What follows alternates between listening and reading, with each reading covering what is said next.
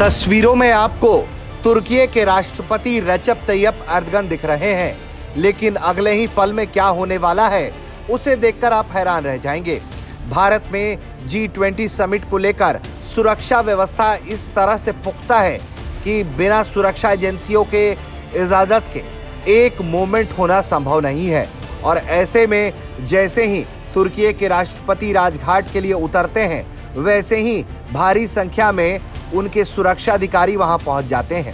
अब जैसे ही उनके सुरक्षा अधिकारी वहां उनके पीछे पीछे आगे बढ़ने की कोशिश करते हैं, तो फिर उसे भारतीय सुरक्षा एजेंसी के लोग रोक देते हैं और थोड़ी गहमा गहमी की स्थिति बनती हुई दिखती है।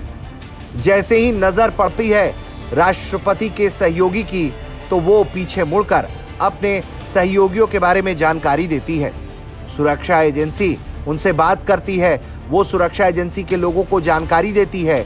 वो कहती हैं कि उनके पास उनका राष्ट्रपति का जरूरी सामान है। इसके बाद वो बैग उन्हें मिलता है और सुरक्षा एजेंसियों को फिर साइड कर दिया जाता है।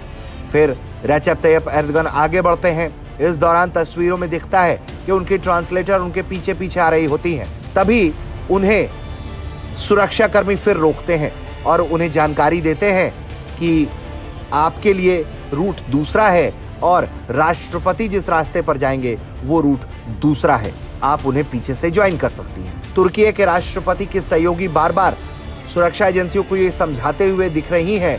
ऐसा लग रहा है कि वो ये बता रही हैं कि वो उनके साथ हैं और उनका उनके साथ होना जरूरी है। इस दौरान जब तुर्की के राष्ट्रपति की इस बात पर नजर पड़ती है, तो वो उनके साथ बात करती हुई नजर आती हैं। फिर उन्हें ये मामला समझ में आ जाता है कि यहाँ आगे उन्हें प्रधानमंत्री से जाकर मिलना था, इसलिए राष्ट्रपतियों और राष्ट्राध्यक्षों के साथ आने वाले सहयोगियों को दूसरे रास्ते आगे पहुंचाया जा रहा था और तमाम देशों के राष्ट्राध्यक्षों को दूसरे रास्ते लाया जा रहा था।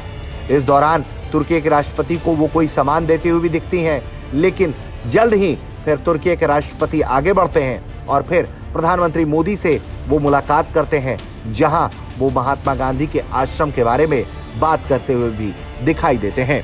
इस दौरान की यह तस्वीरें बेहद रोचक और दिलचस्प मालूम पड़ती हैं।